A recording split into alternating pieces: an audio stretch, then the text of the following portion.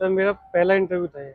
Previous year questions बहुत important है, उसको जितना अच्छे से कर सकते हो करो, मॉक सॉल्व करो, बिकॉज थोड़ा करंट अफेयर का भी आइडिया लेना होता है कि अभी तो मैथ्स के बैकग्राउंड के बच्चे को कभी चीजें नहीं क्लियर हो। 3-4 मेंस लिखे, मेरा ये पहली बार मेंस क्लियर हुआ है। दोस्तों अभी सर इंटरव्यू दे के आ रहे हैं यूपीएससी का, तो चलिए इनसे जानते हैं कैसा क्वेश्चंस वगैरह पूछा गया है। हेलो सर, इंटरव्यू कैसा रहा?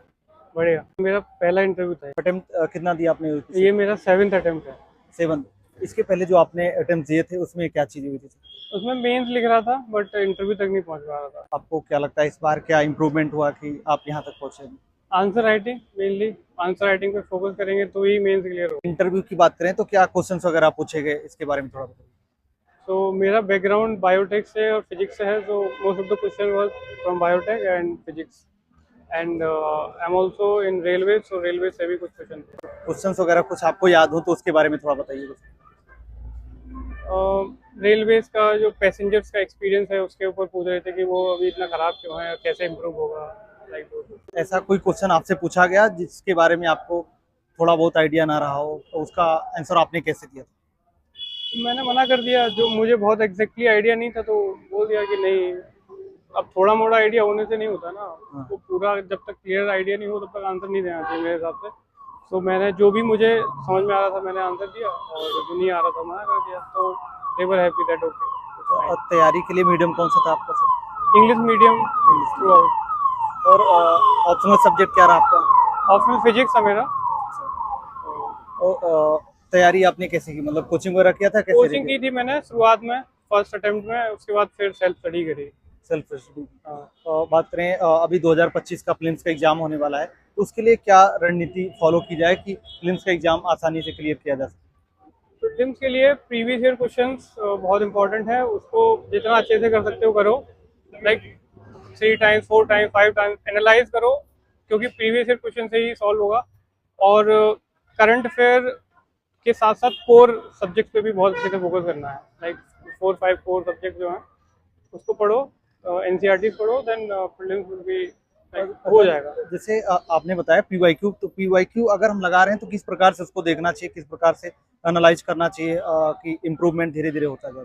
दोस्तों यदि आप लोग यूपीपीएससी या फिर बीपीएससी की तैयारी करें या फिर करने के बारे में प्लान करें, तो आप पीडब्ल्यू बीपीएससी वाला एंड यूपीपीएससी वाला के होली पर मिलने वाले धमाकेदार ऑफर का लाभ उठा सकते हैं, जहां पर 71वीं बीपीएससी के बैचेस पर मिल रहा है 80% तक का डिस्काउंट, और यूपीपीएससी 2025 एंड 26 के बैचेस पर मिल रहा है 83% तक का डिस्काउंट। इन बैचेस में आपको मिलने वाला है live classes, daily practice paper, daily mains practice, class notes, full and test, PYQ analysis और भी बहुत कुछ, वो भी अफोर्डेबल प्राइस में। यदि आप यूपीपीएससी के लिए फाउंडेशन बैच ज्वाइन करना चाहते हैं और आपका टारगेट ईयर 2025 है, तो आपके लिए सर्व सक्षम 2.0 इंग्लिश मीडियम वालों के लिए, सर्वप्रथम हिंदी मीडियम वालों के लिए, जिसका फीस 4,499 रुपए है। वहीं यदि आप टारगेट ईयर 2026 के लिए फाउंडेशन बैच ज्वाइन करना चाहते हैं यूपीपीएससी में, तो आपके लिए यूपीपीएससी सक्षम बैच इंग्लिश मीडियम वालों के लिए, यूपीपीएससी प्रथम बैच हिंदी मीडियम वालों के लिए, जिसका फीस 4,499 रुपए। और यदि आप बीपीएससी के फाउंडेशन बैच ज्वाइन करना चाहते हैं, तो आपके लिए है सर्व सक्षम बैच इंग्लिश मीडियम वालों के लिए और सर्वप्रथम बैच हिंदी मीडियम वालों के लिए, जिसका फीस 4,499 रुपए। दोस्तों इन बैचेस का लिंक आपको वीडियो के डिस्क्रिप्शन बॉक्स में मिल जाएगा, आप वहां से जाकर ज्वाइन कर सकते हैं। और हाँ, यदि आप लोग स्क्रीन पर दिया गया हमारा कूपन कोड VB500 यूज करेंगे, तो आप लोग को इन बैचेस में और भी डिस्काउंट देखने को मिलेगा। पीवाईक्यू तो टिप्स होनी चाहिए मेरे हिसाब से पूरा, मतलब अगर किसी ईयर में कोई क्वेश्चन आया हुआ है तो उसका आंसर सहित पता होना चाहिए, और जो भी उसमें ऑप्शंस है ना उसका भी डिटेल पता होनी चाहिए कि वाई दिस ऑप्शन, 4 ऑप्शन में से 4 ऑप्शन क्यों चुने यूपीएससी ने, तो 4 ऑप्शन का भी कुछ ना कुछ तो लॉजिक होगा ना, तो वो उसको भी थोड़ा सा डिटेल में पढ़ लोगे तो फिर अगले जो प्रीलिम्स है उनमें इजी हो जाएगा। तो क्या यही पीवाईक्यू करें या फिर मॉक टेस्ट वगैरह कोचिंग का लाके उसको पहले करना तो चाहते हैं? पीवाईक्यू ही करना है, फिर जब पीवाईक्यू तुम्हारा टिप्स पे आ जाए तो फिर मॉक सॉल्व करो, बिकॉज थोड़ा करंट अफेयर का भी आइडिया लेना होता है, बट वो मॉक केवल प्रैक्टिस के लिए होते हैं, एग्जाम लाइक कंडीशंस में मॉक सॉल्व करने के लिए, कि जब 2 घंटे बैठ के कैसे सॉल्व करोगे, तो फिर लाइक मॉक्स का इतना रिलेवेंस हो सकता है, लेकिन पीवाईक्यू तो पहले करना है। बात करें सीसेट की, तो सीसेट क्योंकि 1-2 साल से देखा जाए तो काफी सारे कैंडिडेट्स को इसमें प्रॉब्लम होती थी, तो सीसेट के लिए क्या करना चाहिए? सी सेट का सबसे बेसिक है कि प्रैक्टिस करते रहो, जो भी एरिया तुम्हारा कमजोर है, लाइक मैथ्स कमजोर है तो मैथ्स की प्रैक्टिस करो, और उसको लास्ट टाइम के लिए मत छोड़ो, क्योंकि अभी तो जो भी मैथ्स के बैकग्राउंड के बच्चे को कभी सी सेट नहीं क्लियर हो रहा है, तो करना ही उसको पहले दिन से एक दो सेट लगाते रहो, प्रीवियस ईयर क्वेश्चन लगाओ, और जो भी नॉर्मल मैथ्स के फॉर्मूले वगैरह हैं उनको रिवाइज करते रहो। तो सर कई बार क्या होता है, चाहे पीवाईक्यू लगा रहे हैं या फिर किसी कोचिंग का टेस्ट सीरीज लगा रहे हैं, तो क्या होता है हम एग्जाम के तरीके वहां पर बैठ के सॉल्व नहीं कर पाते, कई बार जल्दबाजी होती है, वहाँ जल्दबाजी करते हैं। तो टाइम मैनेज करना वहाँ पे जब टेस्ट सीरीज लगा रहे हो, या फिर अपने आप को मतलब कंट्रोल करना कि मतलब एग्जाम जैसे माहौल में डाल के उसके बाद उसको लगाना, कैसे करें उसको? बेसिक वही है कि जैसा एग्जाम, जैसी कंडीशन में हमको एग्जाम देना है वैसी कंडीशन में ही हमको टेस्ट लगाने हैं। अब ये नहीं कि आप 20 क्वेश्चन सॉल्व कर रहे हो, 30 क्वेश्चन सॉल्व कर रहे हो, वो फिर उतना हेल्प नहीं है। आप अगर 100 क्वेश्चन का पेपर है तो 100 एक साथ बैठ के सॉल्व करो एंड एनालाइज योरसेल्फ कि कहाँ कंसंट्रेशन लैप्स हुआ। 1 घंटे बाद कंसंट्रेशन लैप्स हो रहा होगा, 1.5 घंटे बाद हो रहा होगा, तो कहीं ना कहीं वो कंसंट्रेशन लैप्स हो रहा होगा और उसको इम्प्रूव करने की कोशिश करनी है। 2 घंटे उसको बैठ के सॉल्व करो, that would be very helpful. Test लगाने के बाद भी जब उसको एनालाइज करते हैं हम, तब वहाँ पे प्रॉब्लम होती है कि जितना टाइम, मान लीजिए 2 घंटे हमने टेस्ट लगा दिया, उसके बाद अगर हम उसको एनालाइज करने जा रहे हैं तो वहाँ पर शायद उतना अच्छे से नहीं कर पाते हैं। तो उसके लिए कोई टिप्स आप? उसके लिए देखिए, वो बहुत ट्रायल एंड एरर वाला प्रोसेस है, वो एक दिन में तो नहीं आएगा। हम्म। तो जब पहला टेस्ट हम एनालाइज कर रहे होंगे तो try to find out the answers, जो क्वेश्चन गलत हुए हैं और जो सिली मिस्टेक से गलत हुए हैं उनका आंसर करने की कोशिश, उनको ढूंढने की कोशिश करो कि भाई सिली मिस्टेक से कौन से गलत हुए मेरे, मुझे कौन सा क्वेश्चन आ रहा था और मैं सही कर सकता था उसे। And try to solve as many question as possible. Like अगर तुम 70 क्वेश्चन भी सही सॉल्व कर पा रहे हो तो 100 करो अटेम्प्ट।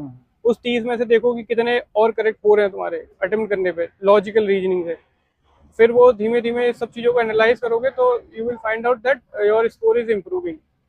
और वही है कि उसको एनालाइज जब करो तो सॉल्यूशन ढूंढो पहले, फिर सॉल्यूशन के पीछे ये देखो कि यार क्या मेरे कॉन्सेप्ट गड़बड़ थे या फिर मुझे फैक्ट्स की कमी थी। वो सब चीज़ें देखनी है, तो वो धीमे धीमे हो जाएगा। और करंट अफेयर के लिए क्या चीजें पढ़ा जाए? करंट अफेयर के लिए काफ़ी सोर्सेज हैं। न्यूज़पेपर तो पहला एंड प्राइमरी सोर्स रहता है, लेकिन वही है ना कि न्यूज़पेपर को बहुत ज़्यादा अच्छे से पढ़ नहीं पाते बच्चे, तो उसके लिए फिर वो PT 365 मैगजीन्स वगैरह रहती है, तो उसको पढ़ सकते हो। लेकिन न्यूज़पेपर को भी थोड़ा आइडिया लेते रहना चाहिए कि हाँ क्या चल रहा है। अच्छा, जैसे डेली बेसिस पे बहुत सारे यूट्यूब पर चैनल्स है जो कि न्यूज़पेपर को कवर करवाते हैं, समरी में कवर करवाते हैं, वो पढ़ना ठीक है या फिर न्यूज़पेपर लाएं या मंथली मैगजीन से कवर किया जाए?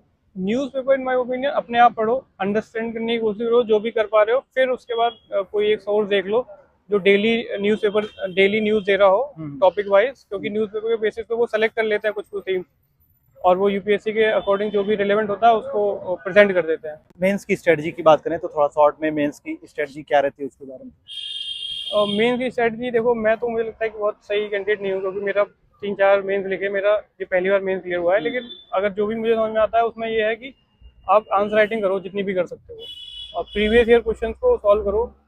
वही लगभग 70% 60% कंटेंट वही रहेगा आंसर देने का। कई अटेम्प्ट दे रहे हैं तो वहाँ मान लीजिए नहीं हो रहा है, प्रीलिम्स मेंस या फिर इंटरव्यू में डिमोटिवेशन वाला फेज आता है, तो अपने आप को कैसे मोटिवेट करें कि मतलब अगले अटेम्प्ट देने हैं और इंटरव्यू तक जाना है, क्वालिफाई करना है?